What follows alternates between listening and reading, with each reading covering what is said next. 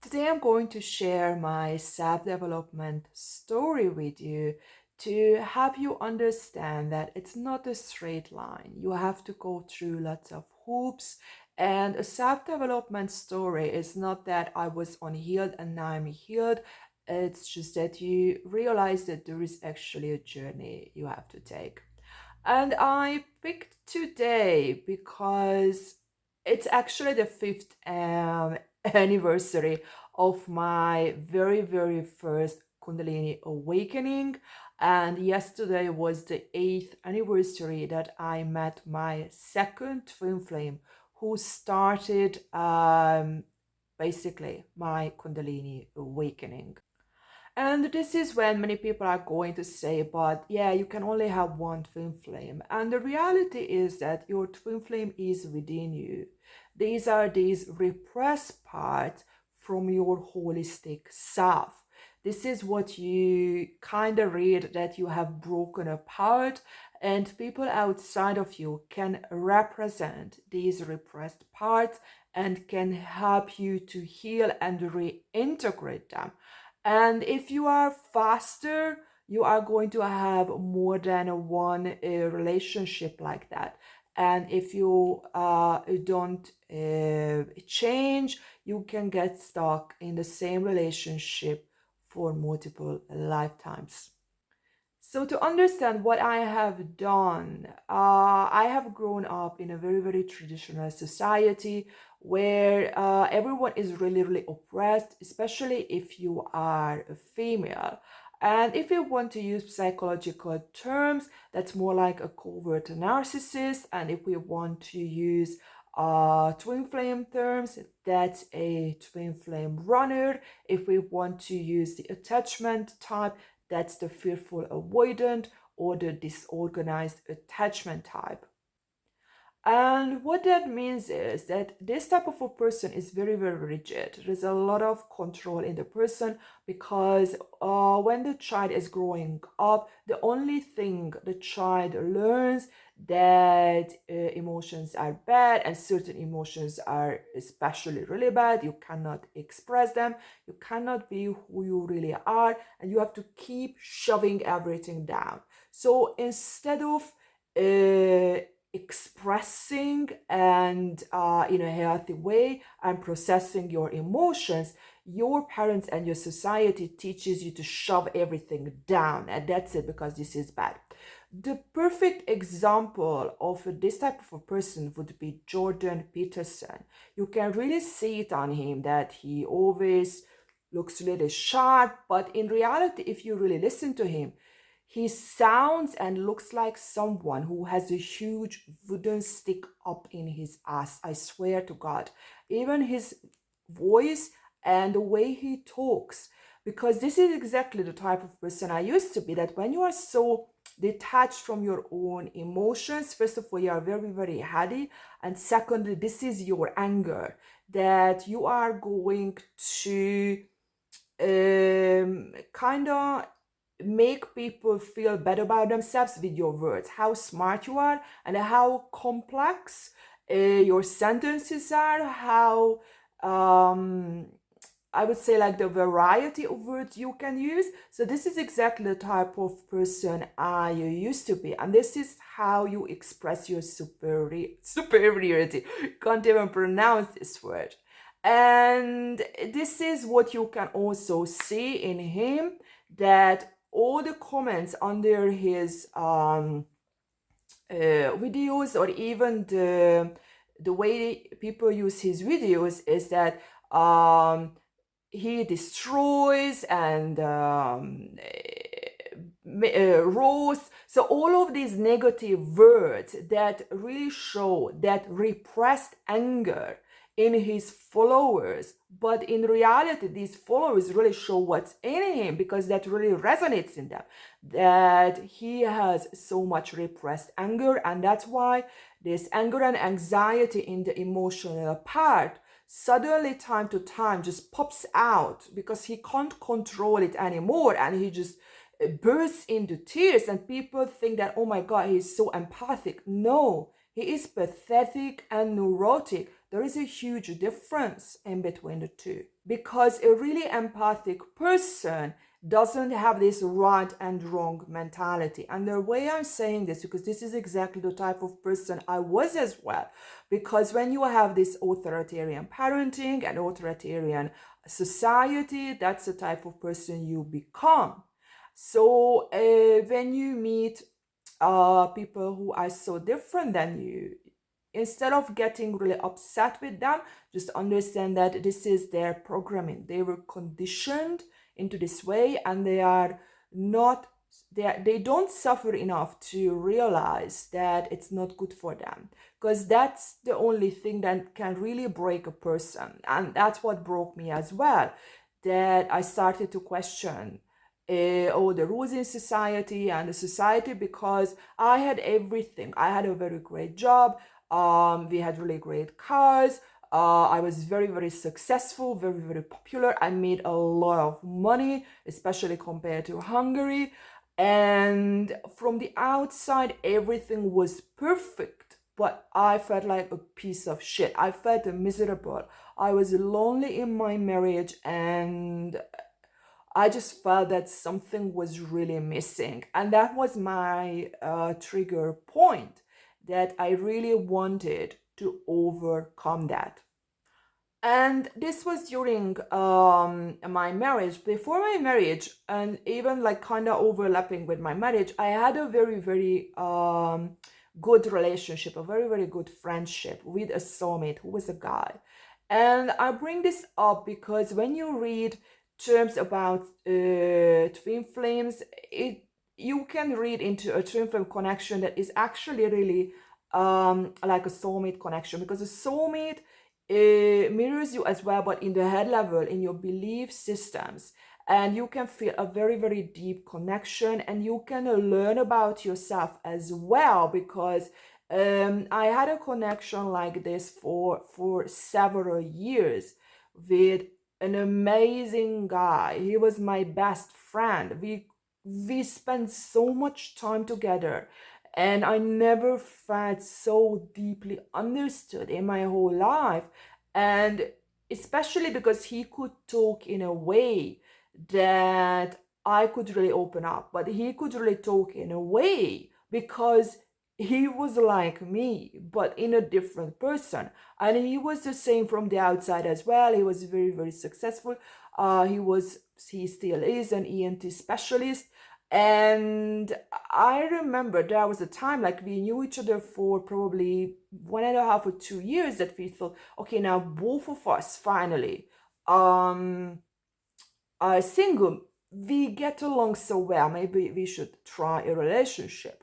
But this is where the huge problem is, that this type of relationships, because they're so similar, the body doesn't like similarities. Sorry, I'm eating my hair. It's not tasty. And there is just absolutely no chemistry. And when you are together, it feels nothing. It's like your whole body is dead, because the person cannot stir you up, because you are similar and the body wants oppositeness.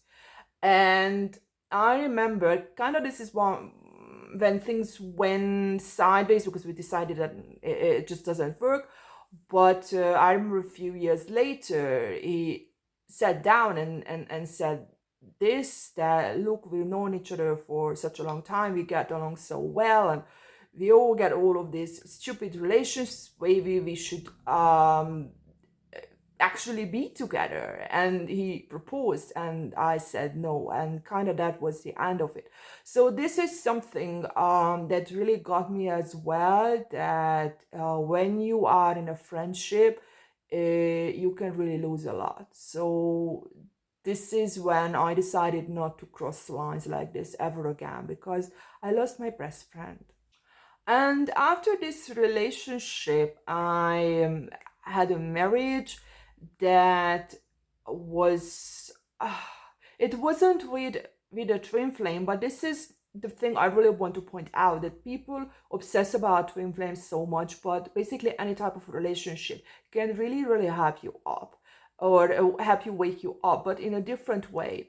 And this relationship really showed me so many things of about myself, but a lot later on when I was able to process it. And another important thing I want to point out is that so many people really want to be in this perfectionistic way of saying things. And this is very similar to this rigid mindset that you should already know, you should be efficient, don't make mistakes, don't try too many things. You should try the first relationship or the second relationship and it should work. But in reality, the more relationships you have, you can compare, first of all, the people, how they treat you, and secondly how you feel with people, and also you can compare really yourself, how you change meanwhile, as well how you progress, and you can question yourself, and that is going to give you the self-awareness. It's not just the people. It's not enough to meet people if you don't have internal analysis or self-reflection. And for me, this was the time, this was during my marriage, that I started to question so many things and I felt so miserable. And when you are this type of a person, you are very, very external. So your struggle really comes out externally first. It means that you start to change. I changed my hair nearly every single month. I was really following back then Rihanna. I always had her hairstyle. And one of the key things that I felt really shit about my marriage, so I took my wedding ring off because I felt that this is kind of display how I feel internally. Then I started to change externally really, really rapidly as well, to get really in excellent shape, to buy the most expensive clothes. So that's when you really become, I would say, this extremely feminine person, but from the outside, because this is what's not within. But this is what you have to understand, that you can't be the healthy one first. You have to go through developmental stages. And that was the time when I became a little bit more assertive, because when you look better, that gives you some self-confidence as well. So you become more pushy with what you accept from reality. And that's when I started to become a little bit more like a grandiose narcissist. And that was exactly the time when I met my very, very first twin flame connection. And that relationship really showed me what was missing from my marriage. And by the time actually I met that person, I was already thinking of getting a divorce, but I was too coward. Um, that was just really, I would say, that relationship, that push I really needed to get out of that unhealthy relationship. And this is where you have to understand that not every single twin flame relationship is supposed to stay together. Some of you are going to just trigger each other enough to make a life altering change. But it doesn't mean that both of you are going to change or both of you are going to change at the same level. For me, that was really something that it really showed that I wanted to have a great relationship, because that guy, actually, he was married, I was married as well, um really showed that what I was looking for actually existed. So before that, I had, look, I was young. When you are young, others are young as well, you are silly. But this person was a lot, he was mature, like he was a lot older than me, and that kind of went against my beliefs that, oh my god, he was like 19 years older than me, but he didn't look that old. Like, that's the thing, like he looked a lot younger.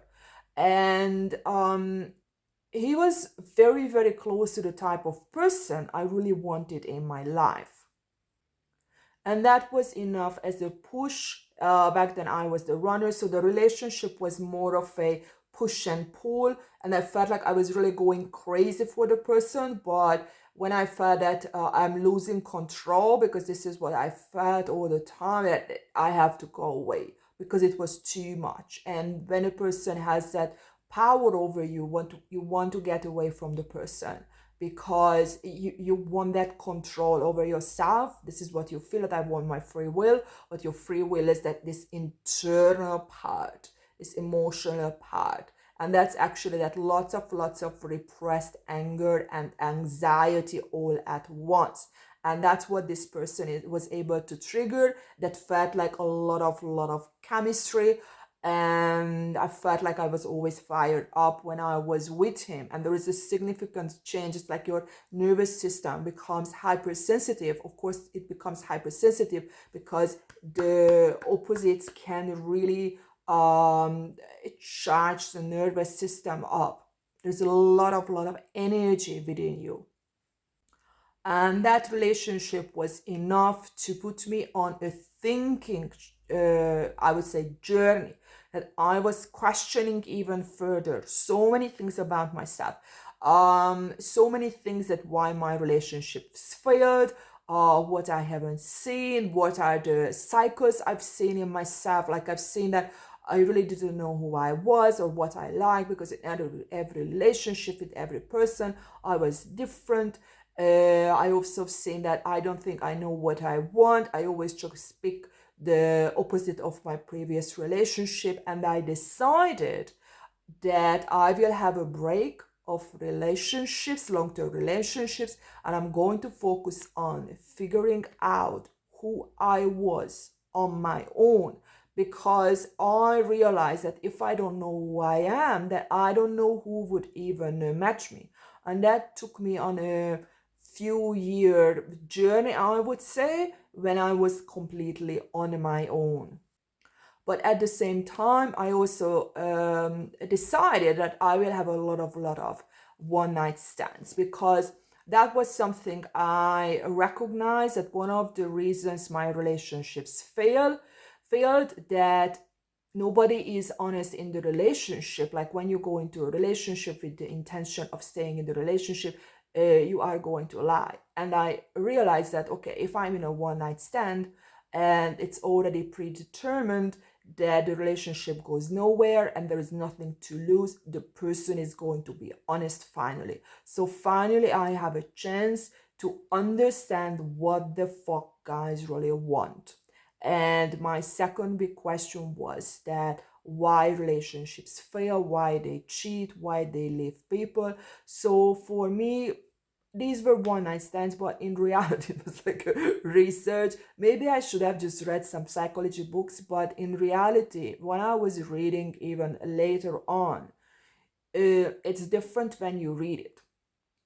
It's there is one thing that is very, I don't know, when you hear it the same thing over and over from different people, like multiple times, somehow it's more believable compared to a book. I don't know, because it makes it personal, I assume.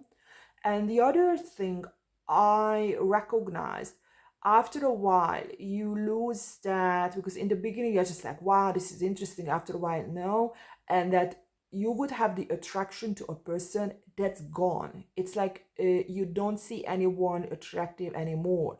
You can kind of become very objective, because you tried, you tested every single desire you ever had. So basically, this is complete. There is nothing to make you stupid decisions in a way.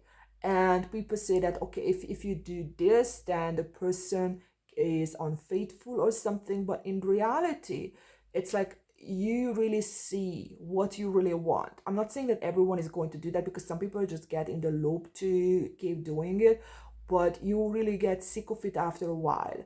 And the other thing that really disappeared, two big things. One of them that I recognized that my biggest problem with guys was that I felt very insecure about myself.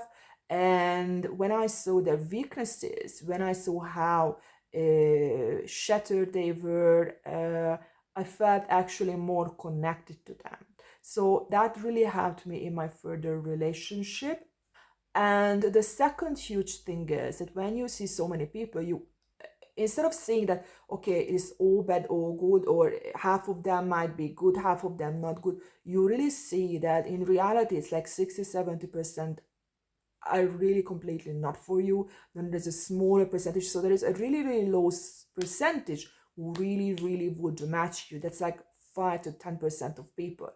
And that's when you start to see reality very, very differently. So when you find a person that really, really matches you, that, sorry, we had crazy fireworks. I swear to God, if you want to see the most amazing fireworks, come to Bensko where I live. I try to find out where to go, where is the best spot to see fireworks.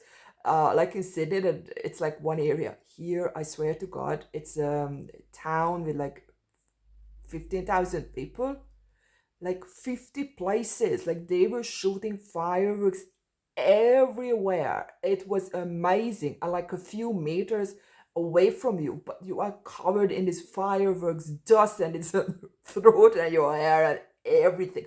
It was, I don't know, it was spectacular. I'm just like, wow, this is the most amazing thing I ever seen. It was really cool. And anyway, so this is something that when you stay with a person, that person is going to have a very, very high value because finally you figured out who you want and who you are. And instead of, this is something that was really a big shift in me, that instead of trying to see what I wanted externally, what similarities, I was looking for the weaknesses, that I recognize that if our weaknesses are going to be the same, then that relationship could really work well, because that's when you understand the other person very easily, when you have the same struggles. And this is what I was looking for when I met my second twin flame, who put me on a huge transformational journey 8 years ago on New Year's Eve 2014.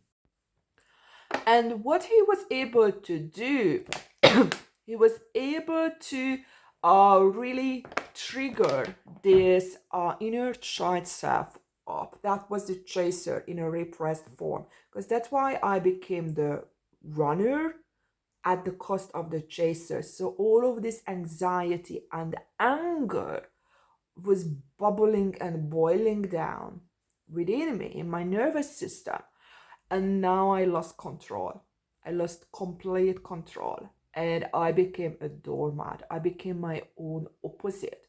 And as I said so many times in about twin flame relationships, that every twin flame relationship is going to show you something that is a very, very deep need within you that you haven't seen before, or maybe you repress it very, very deeply, that you don't want to see it.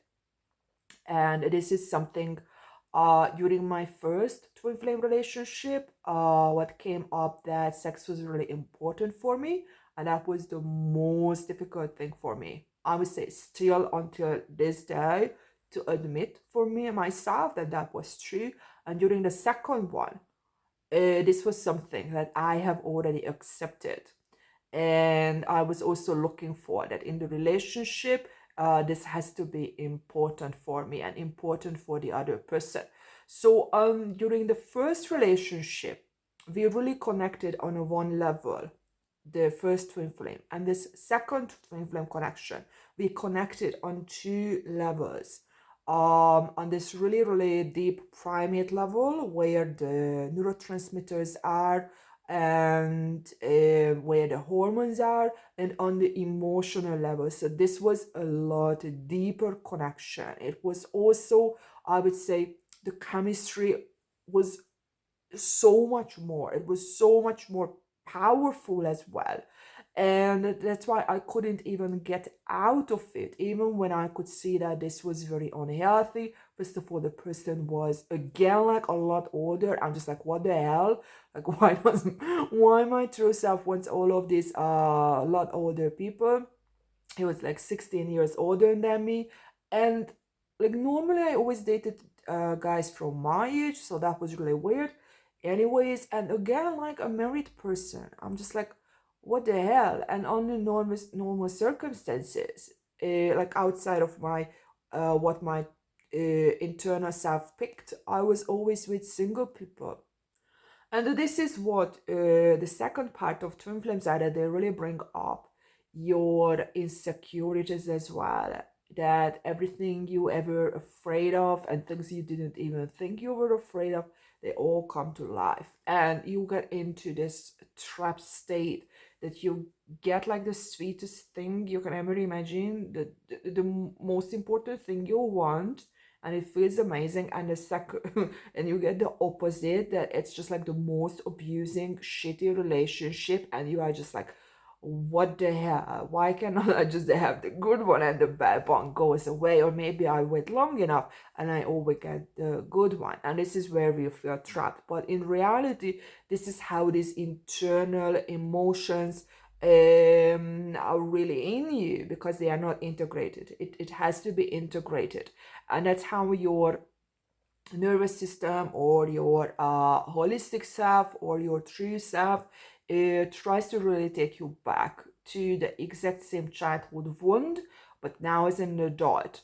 And now you can integrate it. And the way I integrated it, that I've seen, oh my god, so many videos, because I really wanted to understand why I was so obsessed with this guy, because I never experienced that with anyone before. Because as you remember, before that, I was the runner. So if you were not good for me, then go away. And then this relationship, I could not do that. Anything I did, I couldn't take my mind off this guy. So I went into, oh my god, watching probably a million videos about everything. Like I watched so many videos about narcissism and empaths, because that was the very first thing that I tried to understand, like what I found, because I could feel his emotions, and that really matched the empath word. But I'm just like, I don't feel empathic and with others. It's just this one person, so I'm not really sure.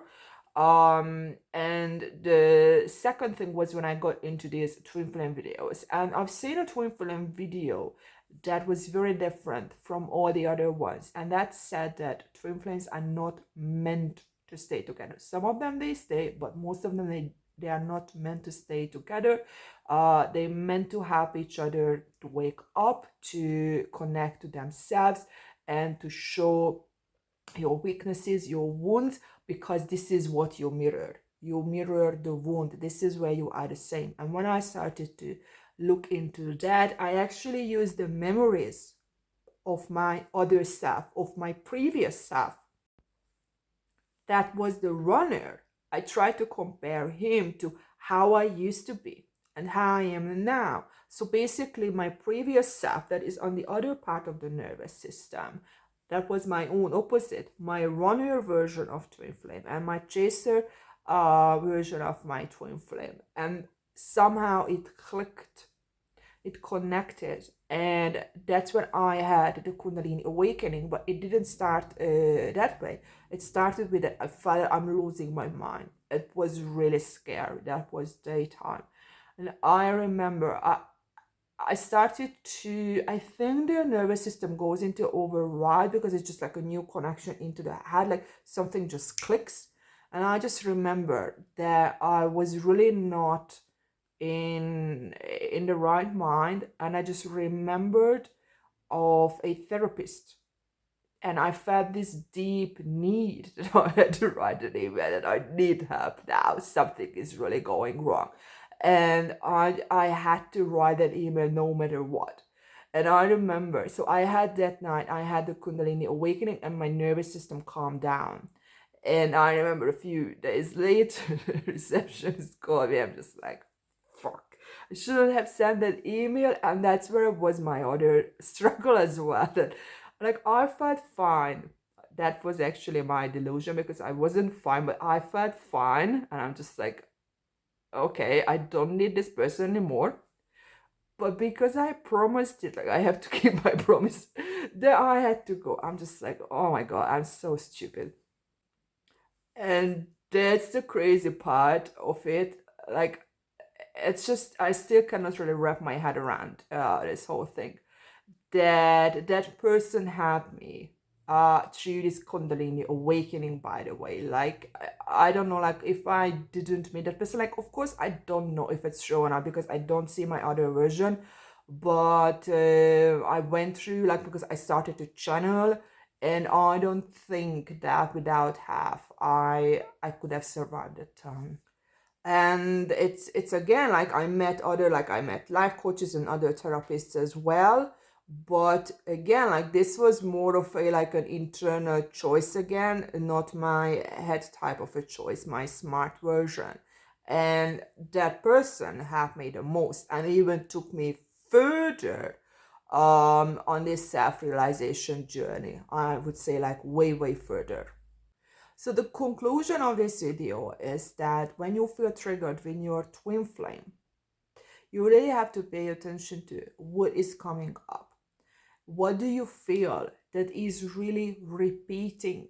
And maybe you have seen it before that. Maybe you have seen it in your child self, or I would say like in your childhood, maybe in your other relationships, because there is something that is keep repeating, and this is a pattern. This is something that is like a very one-sided connection between your emotional self and your mindset, and this is something that you have to change, because so many people think that, okay, if I have a different relationship, it's going to be different. No, the problem is that this internal part has to be changed, because your nervous system is going to make you attracted to exactly the same type of a person unless you change yourself.